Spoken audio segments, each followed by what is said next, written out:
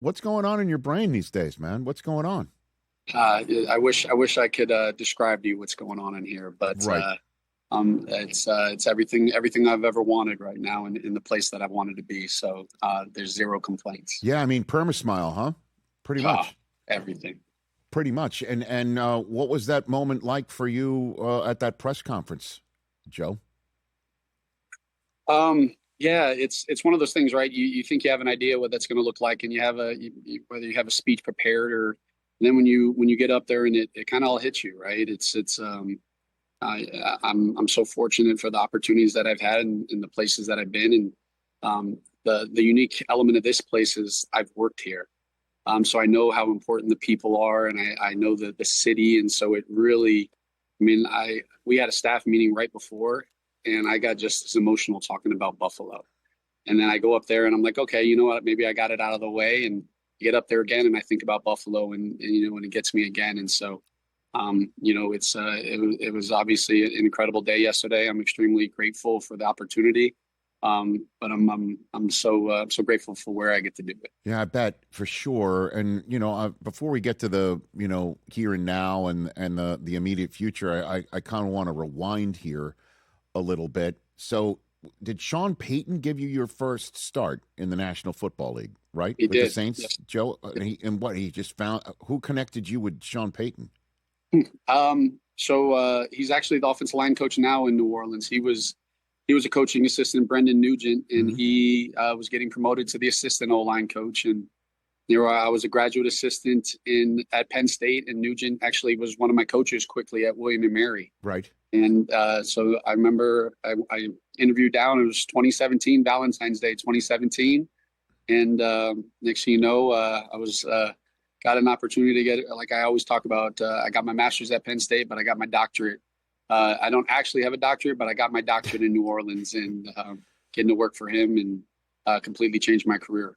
Well, I mean, obviously getting an opportunity there is one thing. What did you pick up from Sean Payton that you think you might bring to the sideline here in Buffalo? You don't have enough time right now. Look, I got an opportunity. What's so unique about Coach Payton, and I got an opportunity to see how he ran his organization, how he sat in like a lot of times you work for a head coach, and I hope I'm not this way where, hey, I come up with ideas and then I just pass it to the quality control coach. They draw it, but they have no idea maybe why we're doing what we're doing. Like I got to sit there. Don't get me wrong. I probably lost years out of my life for the amount of hours that you spend there, but it was so unique and so such an experience to see one of the game's greatest minds, how he comes up with things. And I'm literally watching his mind work and understand what he thinks and how he thought and how he attacked not just weaknesses, but, finding ways to get your strengths against their weaknesses. And then just you take it from an X's and O's standpoint, and then you bring it to the locker room and in these meetings. And he's obviously learned so much from his, Coach Parcells, but just has such a great pulse on the locker room and the team and like what they needed. And look, I was only able to have, don't get me wrong, I had incredible football players at LSU, but I was able to go in there feeling confident that I can, install an offense and call a game because I saw kind of Coach Payton and learned how he kind of did everything. Did you really have outstanding players at LSU? Because I'm just looking here and seeing Burrow, Justin Jefferson, and Jamar Chase just for three. Yeah, no, it was just coaching. I guess you just rolled the footballs out, right? But yeah, what was that like, man? What was with Coach O? That must have been something else to be where you were. 60 touchdowns, Burrow, pointing to his ring finger. Some of the best that we have seen in the NFL, young players all together with you, helping, put it together. What was that like, man? Well, I mean, it starts with Coach O. Like when you really think about it, I mean, he's LSU's head football coach, and he goes and hires a coaching assistant, a guy that's never even had a room before. It wasn't like I was the quarterback coach at LSU in New Orleans, right? I'm the assistant to the assistant, right? Like Drew Brees, if I didn't get him coffee, but if he needed coffee, I'd probably be getting it for him, right? And next thing you know, he's trusting me to kind of change the landscape of his organization. And I try to put myself in those shoes, like, would I have been able to do that? Like, would I do that right now? And that speaks to the volume and kind of who he was. And he was consistent with it all the way. He literally said, hey, this is you. You kind of do what you got to do, man. I trust you with it. And I was able to do it with Steve Ensminger out there. And I knew early on, like all of those guys were there the year before. And but they bought into everything that and Burrow he obviously ran the ship there.